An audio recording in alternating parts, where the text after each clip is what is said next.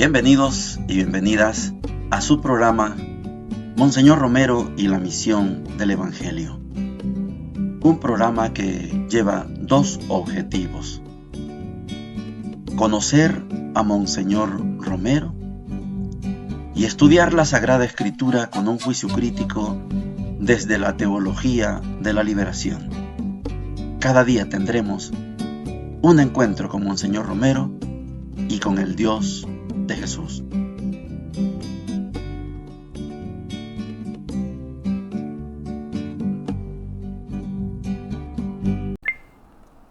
Hola, ¿qué tal? Este es su programa Monseñor Romero y la misión del Evangelio. Domingo 10 de agosto, domingo número 19. Iniciamos la semana 19 del tiempo ordinario. Es una celebración muy profunda, sobre todo por el Evangelio que vamos a estudiar ahora.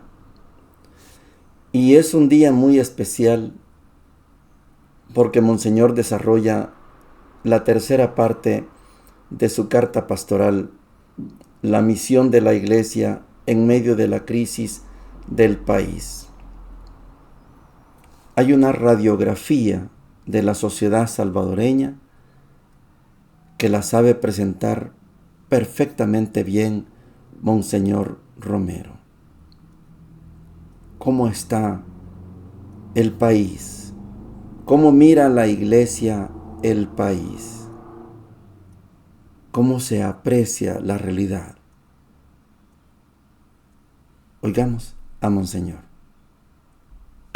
En la tercera parte de la pastoral que les estoy ofreciendo en primicia es la aplicación de esta doctrina de la Iglesia a ciertos problemas concretos en los cuales no me puedo detener, pero que ustedes lo van a leer allí. Primero, el problema de la violencia, recalcando lo que ya dije el año pasado y actualizándolo con ciertos matices de nuestra hora. Segundo, condiciones de un verdadero diálogo nacional. No tiene que ser parcial, sino abierto. No en clima de represión, sino de confianza y credibilidad. Urgencia de un cambio de estructuras, no hay que evadirlas. Y también el respeto a la libertad de organización y tener en cuenta la voz de esas organizaciones.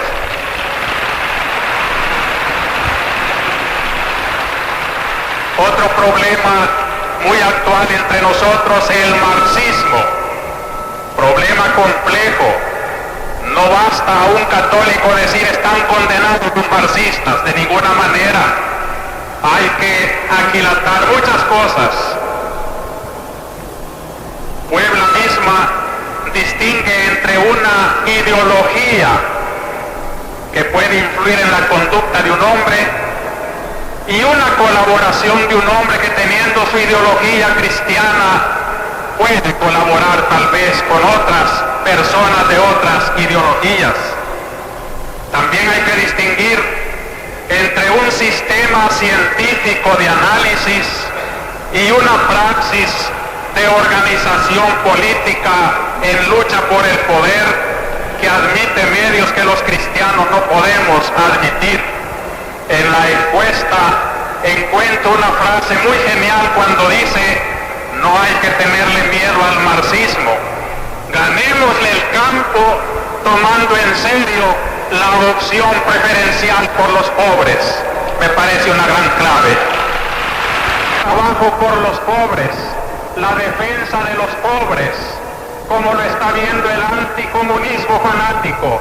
Eso es comunismo. No, eso es cristianismo. Eso es Cristo que dice: todo lo que le hagas al pobre, a mí me lo haces. Por eso es la mejor manera del antimarxismo, trabajar por los pobres.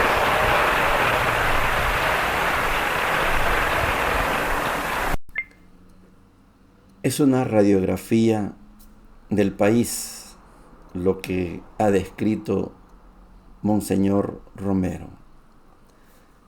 Quiero recordarles que la homilía de Monseñor Romero de este 6 de agosto de 1979 es la presentación de su cuarta carta pastoral, fue la última que nos regaló.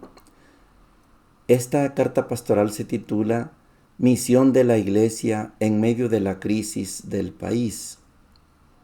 Él dijo que la carta está dividida en 4 segmentos. El primero, la crisis del país según la visión pastoral de Puebla. Ya la desarrollamos. Ayer finalizamos la segunda parte que decía lo que la iglesia puede ofrecer, cuáles son las contribuciones que la iglesia puede hacer. Y ahora estamos en la tercera parte y de un solo audio se va la tercera parte. Iluminación eclesial de algunos problemas concretos del país. Una radiografía, un TAC, un CAT, como usted le quiere llamar, una ultrasonografía, cualquiera, que vea cómo está el cuerpo del país, buscando dónde puede haber una enfermedad, dónde hay algo que remendar, que curar. Y esto nos lo ha descrito Monseñor, señalando algunos. Él le llamó, dice, en la tercera parte de la pastoral que les estoy ofreciendo en primicia, es la aplicación de esta doctrina de la Iglesia a ciertos problemas concretos, Ya escuchó usted los que señala. Primero, el problema de la violencia. Un año antes, en 1978, él sacó la tercera carta pastoral que se llamaba La Iglesia y las organizaciones político-populares, donde analizó las organizaciones populares y la violencia. Y ahora pone como punto 1 la violencia, porque la violencia era creciente, en escalada. Segundo aspecto, la necesidad de un diálogo nacional que no fuera parcial, un diálogo que incluyera a todo el país. Tercero, la urgencia de un cambio de estructuras. Estas que están no sirven. Hay que hacer un cambio de estructuras.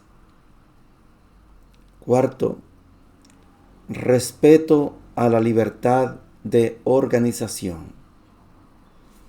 Yo les decía, hacía la pregunta hace unos programas atrás, cuando les decía, ¿es posible convivir el proyecto de la oligarquía con sus escuadrones de la muerte, el proyecto del gobierno y el proyecto de las organizaciones políticos populares? Sí, pueden coexistir, pueden convivir.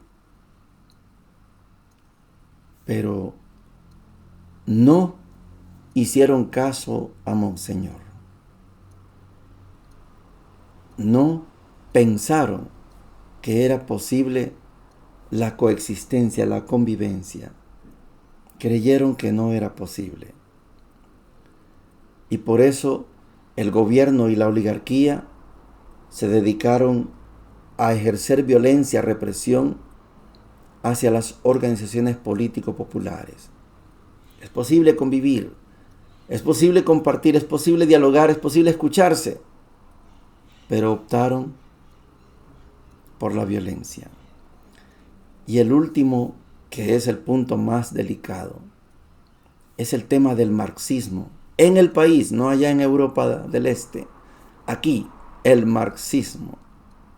¿Cómo funciona el marxismo aquí en el país? ¿Es posible comprender el marxismo?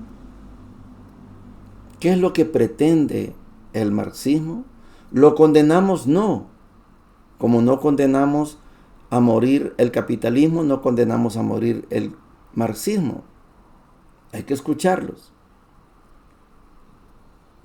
el Papa Juan Pablo II, cuando usted pueda, lea la encíclica Laborem Exercens, el ejercicio del trabajo, el ejercicio de las labores, Laborem Exercens.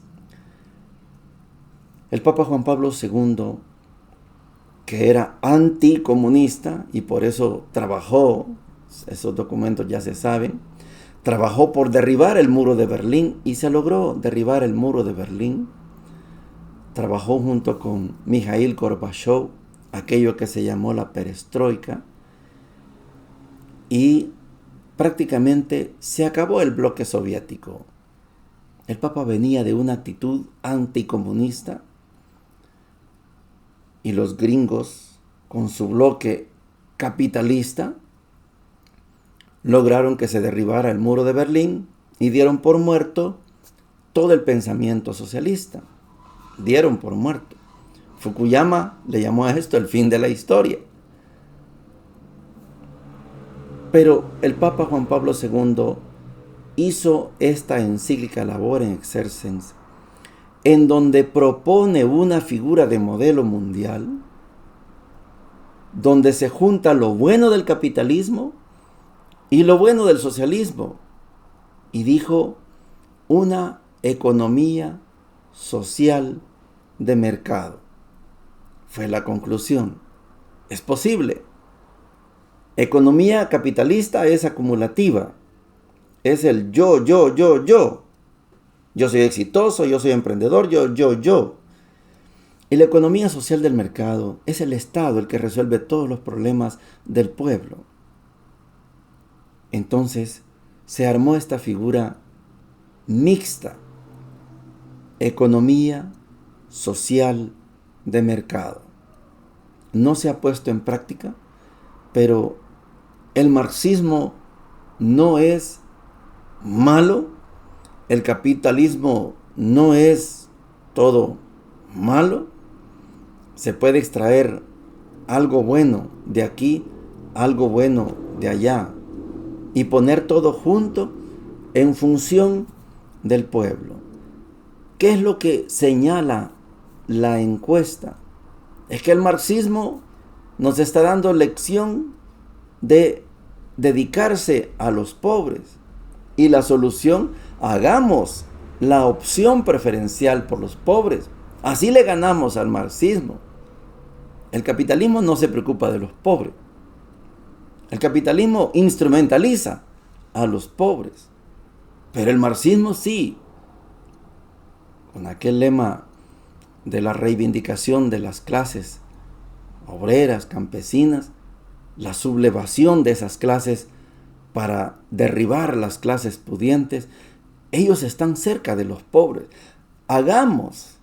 Nosotros hagamos como iglesia la opción preferencial por los pobres y le quitamos el trabajo al marxismo. Y la gente aplaude porque está de acuerdo que la iglesia tiene que ponerse en función de los pobres. Cosas que la iglesia en muchas ocasiones no ha sabido explotar.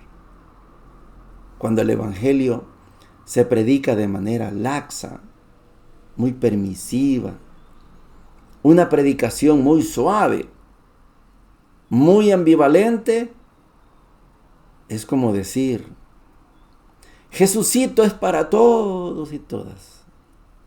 No, Jesucito es para los pobres. Pero cuesta entender aquel gran milagro en la casa de Zaqueo. El gran rico Zaqueo, delante de Jesús, dice: voy a dar la mitad de todos mis bienes a los pobres. Y si a alguien le he defraudado, le devolveré 4 veces lo que he defraudado. Esta perícopa de Zaqueo es el mejor ejemplo. Si algún rico quisiera entrar en el reino de Dios, según Lucas, pero predicar un evangelio laxo, suavecito, como algodón, hace que la iglesia quite la mirada de los pobres y mire a la empresa exitosa, al funcionario exitoso, al político exitoso, al país exitoso, y se olvida que su misión es con los pobres.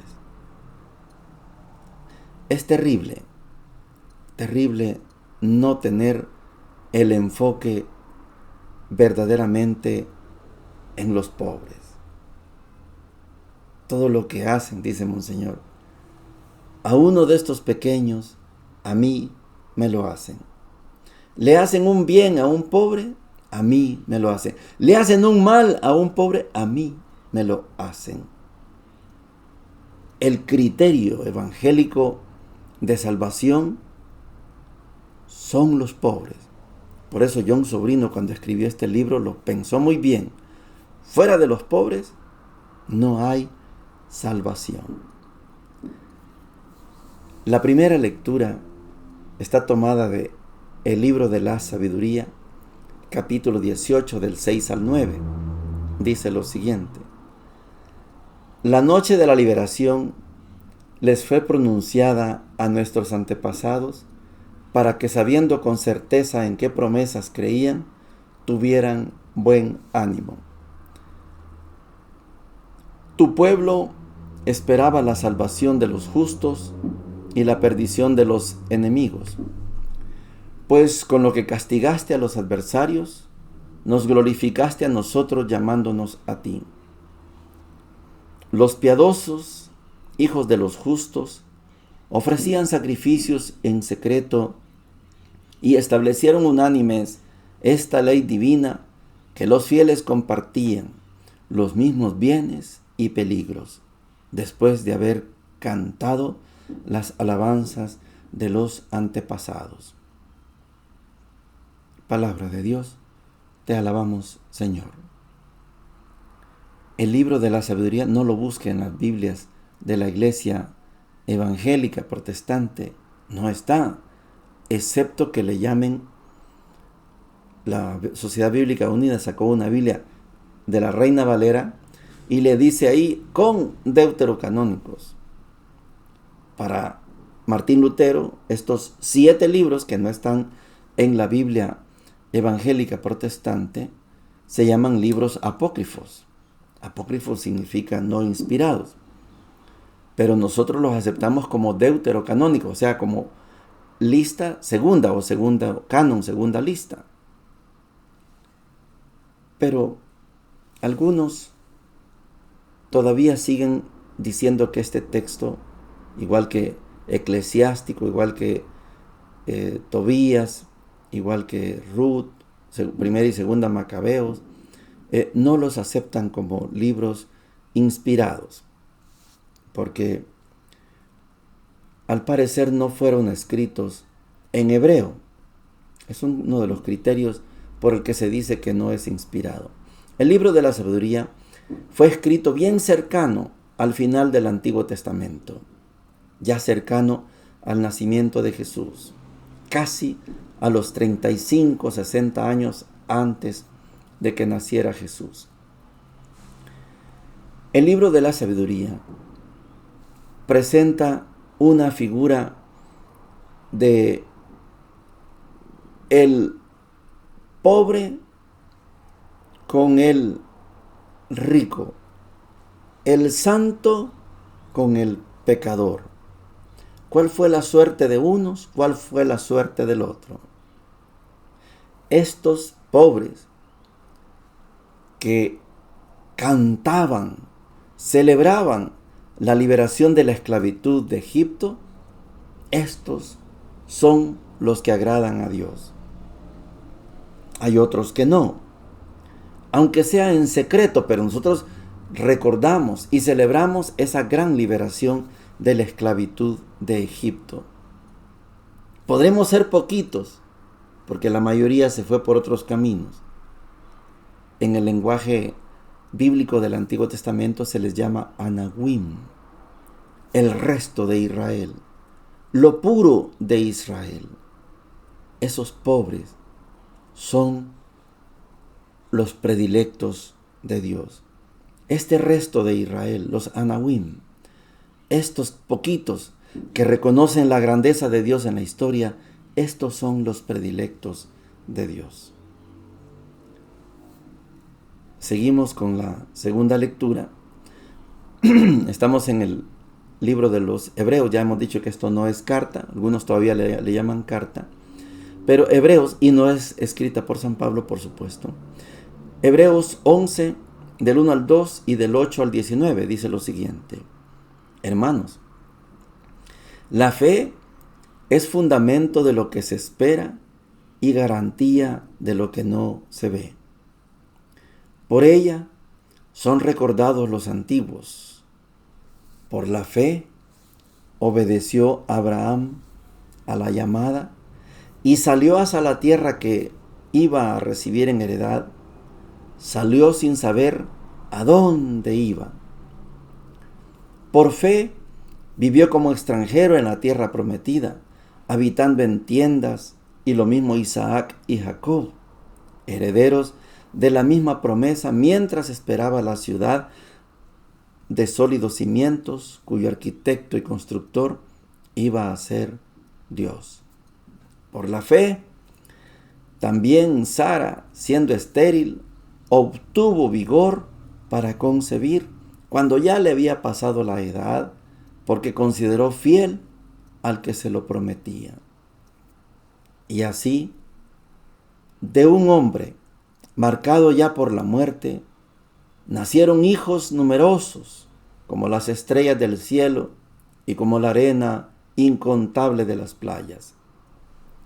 Con fe murieron todos estos, sin haber recibido las promesas, sino viéndolas y saludándolas de lejos, confesando que eran huéspedes y peregrinos en la tierra.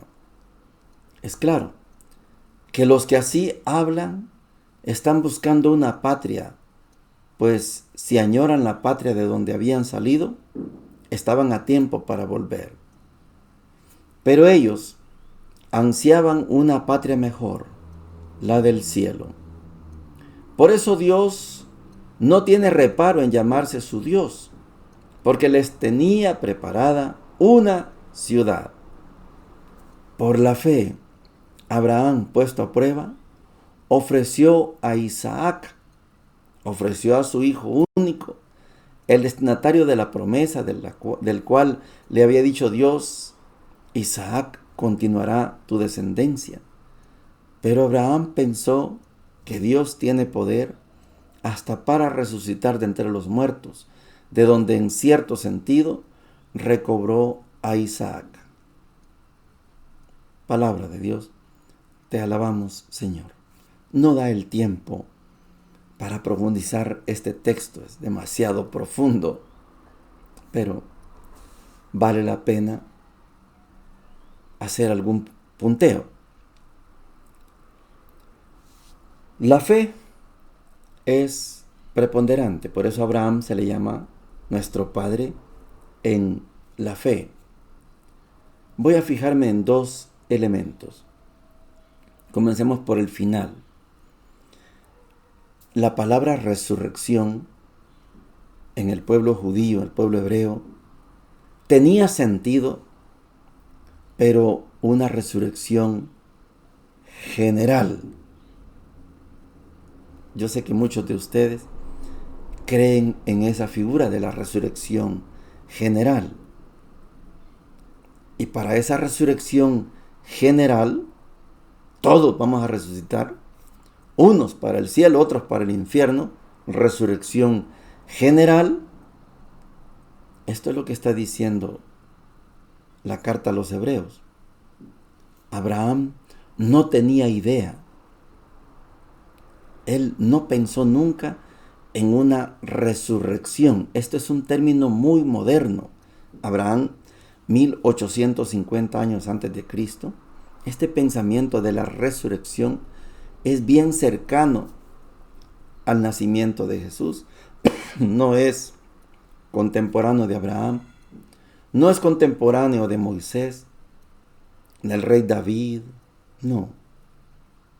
No hay testimonios que alguien tenga conciencia de la resurrección.